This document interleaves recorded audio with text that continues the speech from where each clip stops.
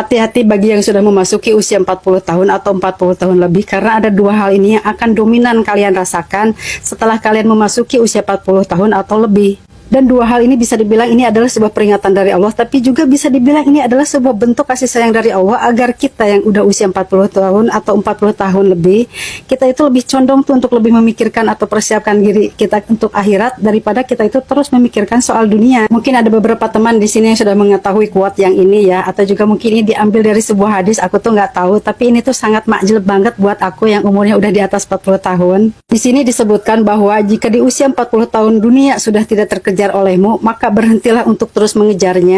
Karena nanti urusan akhirat tidak akan terkejar olehmu sebab waktumu itu semakin menipis. Dan seperti keterangan para ulama yang mengatakan bahwa umatnya Nabi Muhammad SAW itu rata-rata mencapai hanya 60 tahun atau sampai 70 tahun aja. Tapi itu juga cuma sedikit aja ya, atau segelintir orang aja yang beruntung tuh sampai mencapai umur 70 tahun. Jadi kalau misalnya jatah kita nih standarnya dikasih 60 tahun, di usia 45 nih kayak aku, berarti jatah sisa usia aku itu cuma 15 tahun lagi nih di dunia ini. Tapi kan yang namanya umur juga kita nggak bakalan tahu siapa tahu nanti malam atau besok kita udah dipanggil tuh. Dan mungkin karena inilah juga Allah tuh menurunkan dua hal ini, karena jatah kita yang semakin menipis di dunia ini, agar kita itu lebih mempersiapkan diri menjadi orang yang lebih baik dari sebelumnya. Karena seseorang akan dimatikan sesuai dengan kebiasaannya, dan seolah-olah dengan dua hal ini Allah tuh seperti menjagai kita ya, agar kita tuh tidak mati dalam kebiasaan yang buruk dan juga tidak mati dalam keadaan belum bertobat.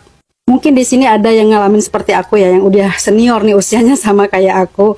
Yang pertama adalah ketika kita melakukan kesalahan atau juga melakukan hal maksiat atau dosa, nah hal tersebut itu biasanya dibayar kontan atau dibalas kontan tuh sama Allah. Dan ini ada salah satu contoh cerita dari aku ya, yang dari sekian banyak tuh balasan kontan yang Allah berikan ke aku saat aku melakukan kesalahan. Yaitu ketika suatu saat aku memesan 4 buah mukena dari salah satu online shop yang mungkin kisaran harganya di 450 ribuan. Dan ketika datang barangnya itu jauh banget dari foto yang mereka tampilkan di etalase dan juga jauh dari deskripsi.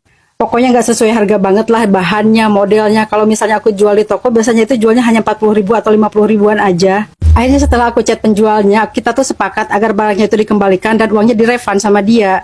Dan aku kembali memakai aplikasi atau e-commerce yang itu ya untuk mengembalikan barang dan memulai prosesnya. Tapi nggak tahu kenapa e-commerce-nya itu mungkin lagi error ketika aku memulai proses pengembalian tuh. Kan otomatis kan nanti ada keluar resit untuk mengembalikan barang ke ekspedisi. Tapi anehnya ketika pengajuan pengembalian barang dan dana itu dikonfirm oleh penjualnya, uang itu tiba-tiba masuk tuh ke saldo di e-commerce aku. Yang otomatis resi untuk mengembalikannya itu udah nggak ada karena dianggap dananya itu udah selesai atau selesai itu transaksinya. Terus aku chat lagi tuh ke tokonya dan aku minta alamat agar aku tuh bisa mengirimkan secara manual, tidak melalui e-commerce. Tapi sudah beberapa kali aku chat, mungkin udah lebih dari seminggu aku chat terus dia minta alamat. Sampai akhirnya aku memutuskan, aku bilang ya ke toko itu bahwa aku akan sedekahkan nih mukena yang kalian kasih ke aku daripada nanti aku jual dan uangnya itu nggak berkah. Tapi dia sama sekali nggak pernah balas chat dari aku. Dan kalian tahu sendiri ya, di aplikasi e-commerce yang LZ itu nggak ada tuh nomor telepon atau nomor wawaknya. Jadi kita hanya bisa berkomunikasi lewat aplikasi itu aja. Yang pada akhirnya setelah 2 minggu aku tuh mulai tuh bagi-bagiin mukenanya kepada setiap yang belanja, walaupun tanpa minimal belanja aku kasih tuh mukena itu satu-satu. Yang ketika aku memberikan mukena tersebut aku niatkan untuk sedekah, dan juga aku kasih tahu tuh ke penjualnya kalau misalnya nanti mukena ini aku kasih ke orang-orang, mudah-mudahan tuh pahalanya juga ngalir ke kalian karena ini akan aku sedekahkan aja. Tapi apa yang terjadi kemudian, karena mungkin di situ tidak ada ijab kabul ya, bahwa penjual tersebut ridho mukenanya itu untuk dibagikan, aku justru yang kebobolan. Aku sih mikirnya ini mungkin balasan dari Allah ya, karena aku tuh udah sembrono dan kemudian aku tuh harus ngebengkel motorku yang senilai 1.400.000.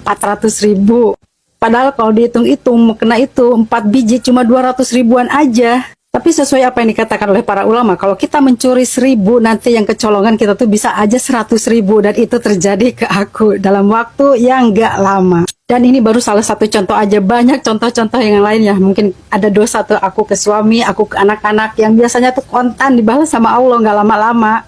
Dan yang kedua adalah doa-doa pribadi kita yang meminta soal dunia, biasanya itu dibatasi tuh ijabahnya sama Allah.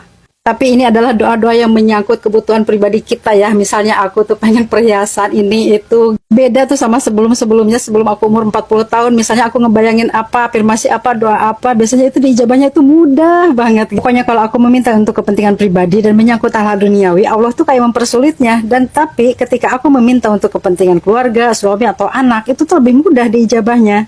Jadi itulah ya, mungkin bentuk kasih sayang Allah tuh datangnya seperti itu. Kita tuh harus pintar-pintar untuk mengambil hikmahnya. Dan lagian katanya usia 40 itu segala sesuatu yang ke kita itu dibatasi tuh oleh Allah. Dari mulai rezekinya, kesehatannya, dan juga tenaganya. Mungkin hal tersebut itu sebagai pengingat buat kita bahwa kita tuh harus lebih mendekat kepada Dia dan juga lebih sering untuk bertobat. Semoga dua hal tersebut kita jadikan sebagai pengingat dari Allah dan juga sebagai bentuk kasih sayang darinya agar kita itu lebih terjaga, lebih terarah, dan bisa memiliki kebiasaan-kebiasaan yang baik. Jadi jika nanti waktunya kita harus meninggal, kita insya Allah akan mendapatkan bekal atau persiapan yang cukup untuk menghadapnya.